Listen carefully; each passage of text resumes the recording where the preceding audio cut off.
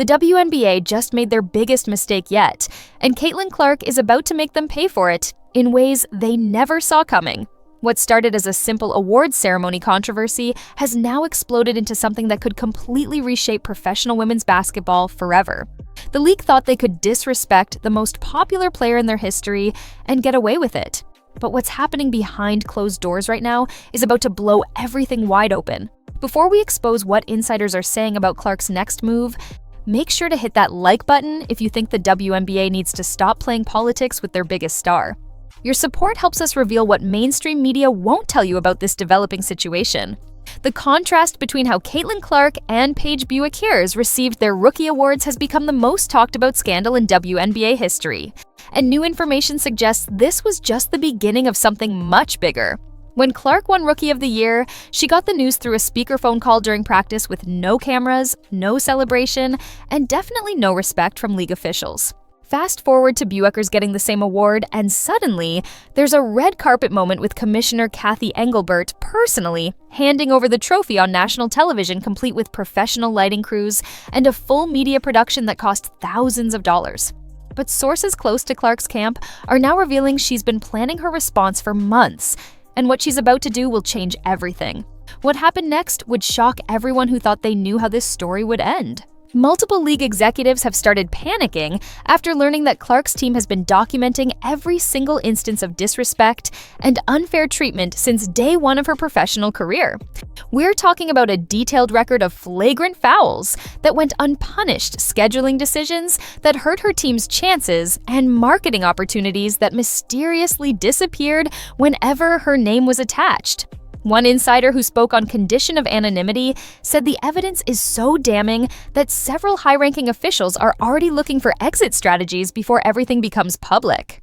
The same source revealed that Clark has been advised by some of the most powerful people in sports business, including individuals who helped transform the NBA into a global empire, and they're telling her she holds all the cards. But that wasn't the whole story, because while everyone was focused on the awards ceremony drama, something even more explosive was developing behind the scenes.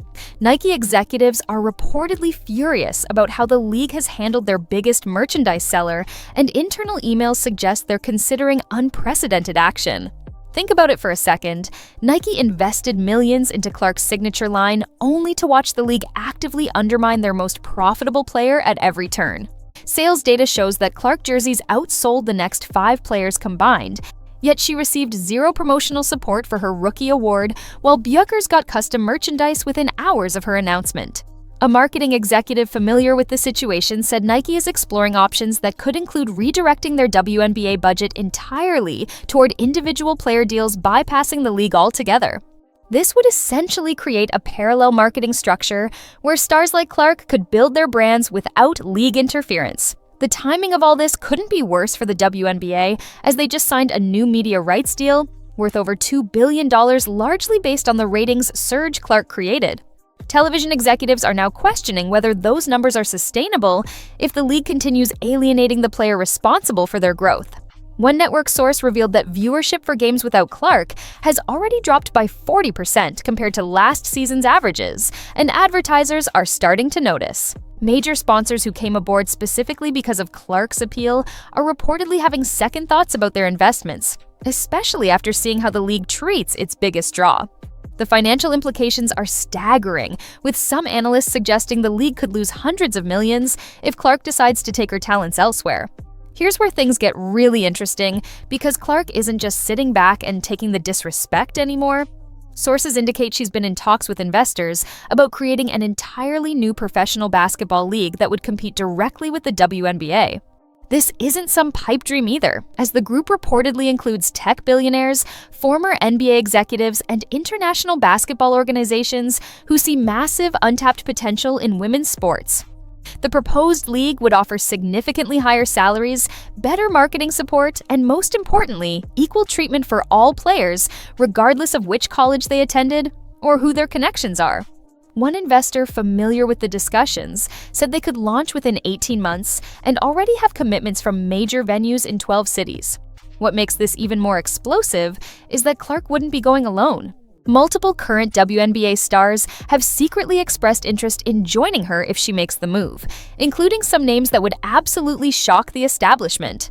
These aren't just role players either, but legitimate superstars who are tired of the politics and favoritism that plague the current league. They've watched Clark get targeted physically and politically since day one, and they know they could be next if they don't toe the company line. A player agent representing several All-Stars said at least 15 players have asked about contract implications if a rival league emerges, and that number grows every time the WNBA shows its bias. But the real bombshell that nobody saw coming involves the international basketball community. European leagues have been aggressively pursuing Clark with offers that would make her the highest-paid female basketball player in history. We're talking about contracts worth tens of millions guaranteed, plus endorsement opportunities that dwarf anything available in America. The Turkish league alone offered her $8 million for a single season, which is more than most WNBA players make in their entire careers. Chinese teams have gone even further, proposing deals that include equity stakes in their organizations and guaranteed movie roles in their booming entertainment industry. Clark has leveraged the WNBA never anticipated, and she's not afraid to use it. The league's response to this crisis has been nothing short of catastrophic.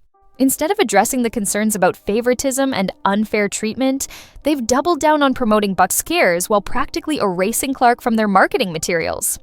The latest WNBA commercial features every rookie except the one who actually drives ratings, which fans immediately noticed and called out on social media. Commissioner Engelbert held an emergency meeting with team owners last week, but sources say it devolved into finger-pointing and blame-shifting with no real solutions proposed. Several owners privately admitted they're terrified of losing Clark, but feel powerless to change the culture that's driving her away. Meanwhile, Clark continues to break records and prove why she's the most valuable player in women's basketball history.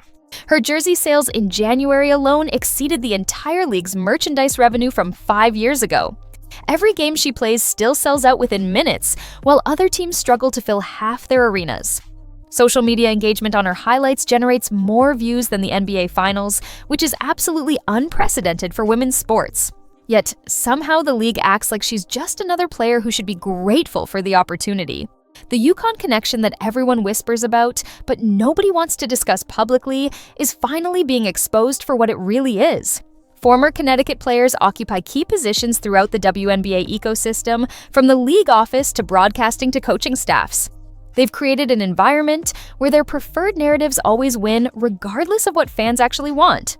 When Diana Taurasi, another Yukon legend, suggested Clark needed to learn her place as a rookie, everyone understood the message being sent. When Sue Bird used her platform to elevate Bjuckers while diminishing Clark's achievements, the pattern became undeniable. This isn't about basketball anymore, but about protecting a dynasty that feels threatened by an outsider who didn't follow their prescribed path to greatness. What's particularly infuriating is how the league has gaslit fans who point out this obvious bias. They claim everything is based on merit, while ignoring that Bjuckers won Rookie of the Year on a team that finished dead last with only 9 wins. They insist there's no favoritism while giving one player a televised celebration and another a phone call. They say they support all players equally, while allowing Clark to be physically targeted without consequence. The hypocrisy is so blatant that even casual observers can see through it, yet the league continues pretending nothing is wrong. But here's what they didn't count on, which is that Clark's influence extends far beyond basketball. She's become a cultural phenomenon, with supporters ranging from celebrities to politicians to business leaders who see her as a symbol of excellence overcoming institutional bias.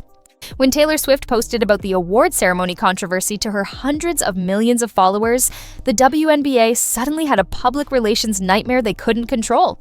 When Elon Musk tweeted that Clark should start her own league with proper support, the idea went from fantasy to possibility overnight. The establishment severely underestimated how much power Clark has accumulated, and now they're scrambling to contain the damage. Sources close to the situation reveal that several WNBA teams are already preparing for life without Clark by exploring alternative marketing strategies and adjusting their financial projections downward. The Indiana Fever, who benefited most from her presence, are reportedly in crisis mode, knowing their attendance and revenue will crater if she leaves. Other teams that saw boost from Clark's visits are equally concerned, with some executives admitting they built their entire business plans around her continued presence in the league. One team president, who requested anonymity, said losing Clark would set women's basketball back 20 years. And everybody knows it, except apparently the people running the league. The Players Association finds itself in an impossible position, trying to balance support for all members while acknowledging that one player literally pays their salaries through the revenue she generates. Several veterans who initially resented Clark's instant stardom have privately admitted they were wrong and now fear for their financial futures if she leaves. The maximum salary in the WNBA only exists because of the new media deal Clark made possible, yet she's treated worse than players making the minimum. This disconnect between value and respect has created a ticking time bomb that could explode at any moment. What makes this situation even more complex is that Clark hasn't said a single negative word publicly about the league or her treatment. She continues to show up, work hard, and let her performance speak for itself, which only makes the disrespect more glaring. Her professionalism in the face of constant adversity has earned respect from fans who might not have otherwise cared about women's basketball. Every time she takes the high road while others play politics, she gains more supporters who see through the league's attempts to diminish her impact. But behind that professional exterior, sources say Clark is absolutely furious about how everything has been handled. She's tired of being targeted physically while referees look the other way. She's frustrated watching inferior players get promoted over her because of their connections. She's angry that her contributions to saving the league are minimized while others take credit for the growth she created. The question isn't whether she'll respond, but when and how devastating that response will be for those who wronged her. The next few months will determine the future of professional women's basketball in America. If Clark stays and continues being disrespected, the league risks alienating the massive fan base she brought in. If she leaves, whether for Europe, Asia, or a rival league, the WNBA might never recover from the financial and cultural blow. Either way, the damage from this award ceremony controversy has exposed deep problems that won't simply disappear with public relations spin. Make sure to subscribe and hit the notification bell, because we'll be covering every development in this explosive story as it unfolds. Comment below if you think Caitlin Clark should start her own league or fight for change within the WNBA. Your voice matters in this conversation about the future of women's sports. The clock is ticking for the WNBA to make things right, but insiders say it might already be too late. Clark has options they don't and leverage they never anticipated. What happens next will either revolutionize women's basketball or destroy everything the league has built over 3 decades. One thing is certain, though. The player they tried to humble has become too powerful to control, and her next move will change everything.